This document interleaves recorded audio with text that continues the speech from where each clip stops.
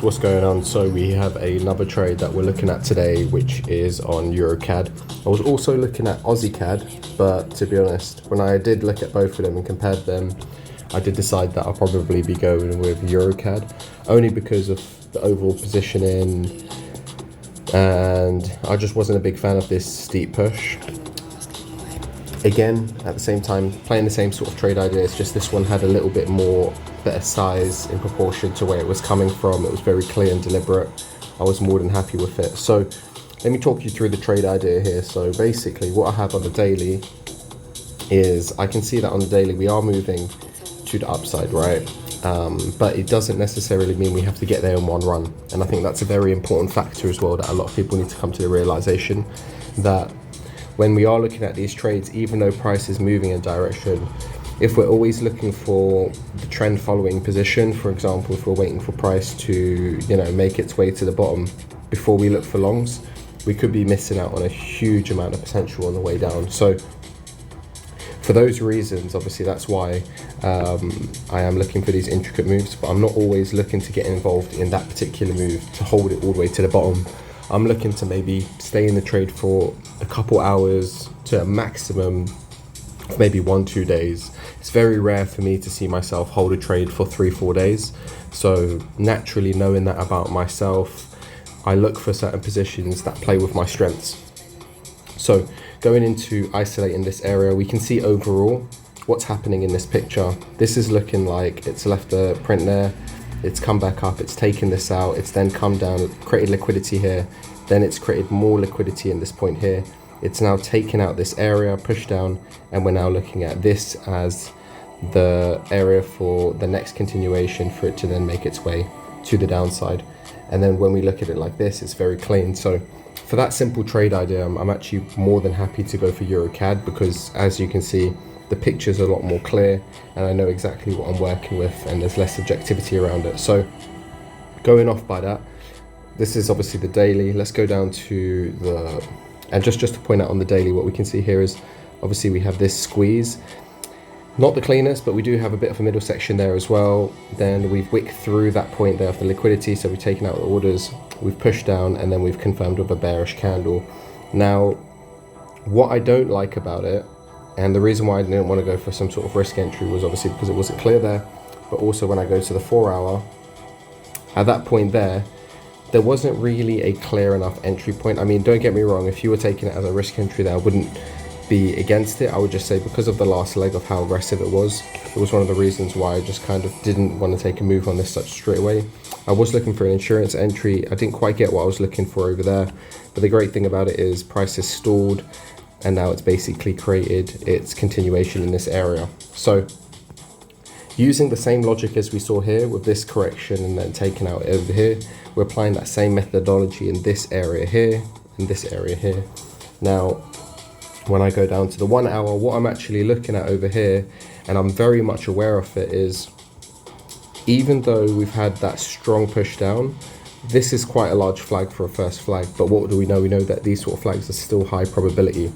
So for that reason alone, I'm more than interested to get positioned in here and then understand that I could possibly be wrong and price could come a little bit higher and then spike up and then come back down. But I don't see that really having enough reason for it to really do that, because that was a sharp sell-off, yes.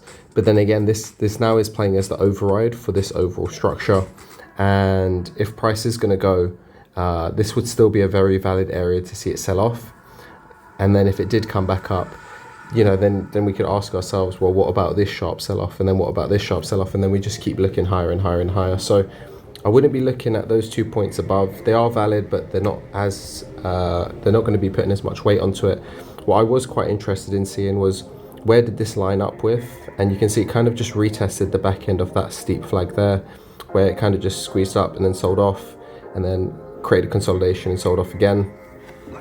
In line with it, if I do go to the 15-minute, what we can see over here is that this was basically the point of sale from this correction selling off. So there is liquidity sitting in this area. So if it was going to gravitate to an area, this would really be it. Then it comes down to the question of, if I'm taking this as a risk entry, if I'm protecting all the way up here, I'm still going to be looking at a 2-to-1, so it's not really going to meet my risk reward criteria, and price would really have to come all the way down here before I move to break even. So it kind of just didn't really put me in the side of I wanted to take that position then. So when I looked at it a bit closer, because of the size of the spreads, it was usually about 5 pips. I was like, you know what, I will take this with a little bit of an additional stop loss, and then at least I can play a 3-to-1 for this overall structure here, and then if I'm wrong I can get repositioned furthermore later. So that was basically the trade idea for this particular trade on EuroCAD. Now what I am really anticipating here is, if I just zoom out again and go to the 1 hour, is as we have about 5 minutes, we can see the 1 hour is going to close. Now you could argue the point that did you get in prematurely? Well, there is the aspect of it looking like that, but when you do look at it a bit closer, what I did see here was, as this being the high, this was basically the baseline of the sell-off. So the open off the sell here, and then it closed down there.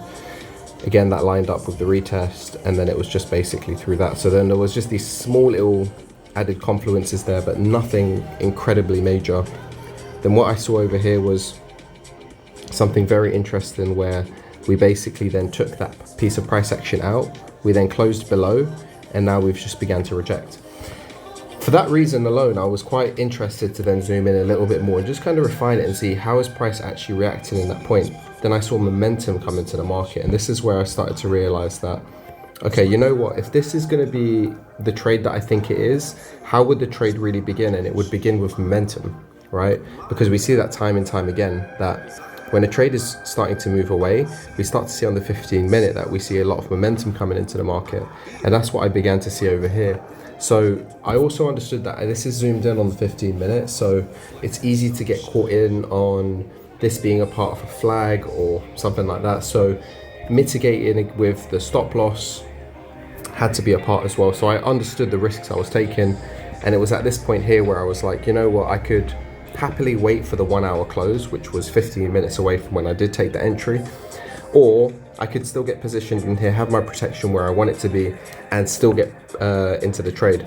It was very unlikely that I was just going to see price do that. Yes, it can happen, but it was very unlikely in the stage of it was at. And the overall leg as well, when you evaluate this, what I was looking at is, well, if we're seeing that as the middle section, and then we're seeing this as a part of a correction, that's the impulse, and then it's just corrective like that. Then I was looking at this a bit closer, and I was like, okay, well, the leg is corrective. How are we ending on this as well? And then I zoomed in like this, and I looked at it, and I was like, okay, well, there is a middle section in here. There's a 1, 2, 3. We're ascending into this area. There's that added confluence as well. So then I was like, all right. So now I'm stacking those confluences together. I can see that we have, this is one big pattern of itself, right? That's one pattern, has a middle section, great. Doesn't usually start off corrective like this, but I understand that it was a part of all of that. So again, that was a negative confluence for me because it started off in that way. But then what I did end up seeing is how price was ending. So then I was like, okay, great. So in isolation, this structure in isolation looks pretty good, and I'm pretty happy with that. So then when I was going on to the 1 hour, I was then obviously looking at it like this, and I was like, does it make sense for it to really go from here? Like, does it have enough reason for it to go higher? And then I looked at it and I kind of just drew it on like this, and I was like, well, does that really make sense? And I'll be honest with you, I don't really see price action like that much. I don't see price just kind of, you know, that's normal to have that sort of scoop, but not from here, not from this sort of price action here. It doesn't look like that typical M-star type of price action right now. And again, it was just, I think that comes in with a bit of experience. Of course, this isn't the best correction in the world, I'll be honest with you. It's positioned quite high to the high here with the near miss gap here. So for those reasons, I'm not anticipating the trade to come all the way down here. Now, if it does, you know, great. Still, you know, it's a nice trade. But what I'm really looking at over here is that I want to just be able to understand that in terms of this structure that I've got drawn on here, right, this is now following through with the footprint that we've got over here. We've then had the rejection over there. Then we're getting the insurance entry. and then we're refining it to get the pattern separation internally, and then we're seeing that ascending channel on the inside, and then we're able to get positioned in there, and then we can take that as a systematic, repeatable process, part of the trading plan trade that I can then add as a sample size that is then going to show me that level of consistency that I can take on to trading large capital. And that was basically the whole trade idea behind it. So again, it was there was a lot of faffing about with this trade as well. Obviously, as you can see, this isn't the easiest pair to trade. I'll be dead honest with you. Sometimes it can look very clear in hindsight when the trade's already played out, but in the moment when you're looking at these trades, sometimes they can be challenging, you know. And when you analyze them, it's not your typical straightforward 1 2 3. It can be a 1 2 3 with an M star, which makes a 1 2 3 4. It can sometimes be a 1 2 3 4 5. It can be a 1 2 3 within a 1 2 3 within a 1 2 3, which is, you know, it requires so much pattern separation and skill. And I think, again, studying this pair does really help you with being able to know when and where you want to get positioned in it. And from personal preference, if I could give you any best advice on this particular pair, I would say with EuroCAD, you want to just be able to identify the value areas really well, and then be extremely patient for them to actually move away. For example, as you can see here, price did this, failed, committed, and then it gave you this.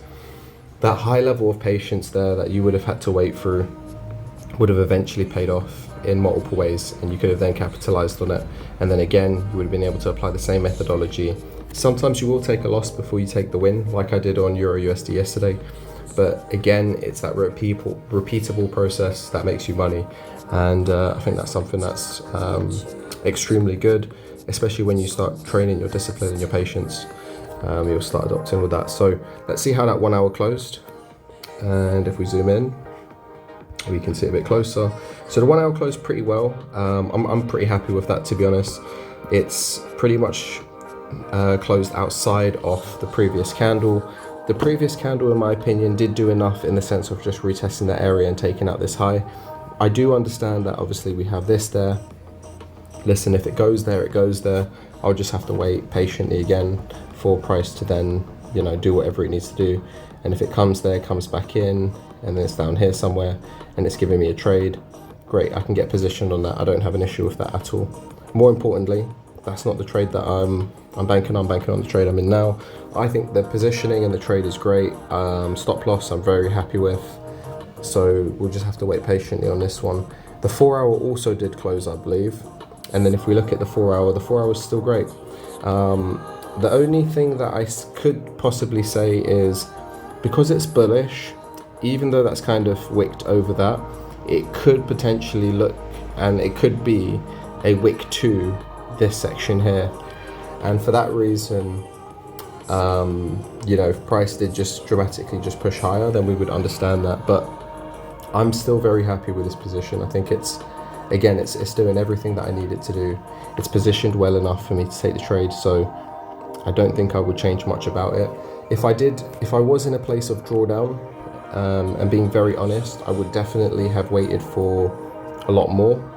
I would most likely have drawn my line in the sand here, and then I would have probably just waited for price to either do something like this and give me a clear trade, or most likely the lowest risk possible trade, I would have come in here, and then I would have looked at something there and then taken a trade in that section there. And that's basically how I would have just mitigated against a lot of the subjectivity around this area. But again, with experience, I'm happy with that trade. I'm more than happy with that. And if I do get an insurance entry, well, you know, I've got this potential trade which is going to run for a 3-to-1, which I'm very happy with. If I get the insurance entry down here, because I won't take the one here because I'm so close to it with my current entry, and the trade shapes up, and let's say I get an entry in there, and I can get an even tighter stop loss, because bear in mind the one I've got now is about 22 pips. I could go in with around about 12 pips, and yeah, then I've got an additional 4.3%. Scaling this, at this point here, I've probably got around about, yeah, break even locked in anyway, so it is what it is on that one. But again, slow burners, not bothered if I don't catch the second trade. If there isn't no second trade or whatever, I'm not bothered. I know there will probably be a insurance entry and a correction around about those areas if we do follow through. So something like that, I wouldn't really not be for. I'd be happy with a trade like that, especially if it did correct this large. I'll be honest with you, that probably will just go, that will sell off, so sharp, and it will just probably just rally to the downside, because you basically got the push, the volume accumulation, and then a hard sell, and then it just probably follows through to the downside. And then what we'll end up seeing is on the higher time frame that we are basically now following through on this, and then we're coming to trade into these areas, and then we'd be more on our management as we approach that, because, you know, as I said previously, with this particular instrument it can be tricky, because even though this is looking a bit like larger correction into this, we could potentially see something very messy, which it does something like that, and then it starts making its way back up, and then does this and just makes its way up, and that would make sense. That would make a lot of sense, because it's basically completed on that push, entry, push down, and then push back up, and then that's it. So yeah, cool. That's my trade idea. That's the thoughts on it. I'm only looking at one trade today because I will be going to the gym and heading to the beach, so I'm not going to be monitoring this trade much. Really and truly, I've set it, I've put the stop loss where I need it. I'm going to let it run, and I'll come back in a few hours and follow up on the video. So guys, have a good one, and I'll catch you in the next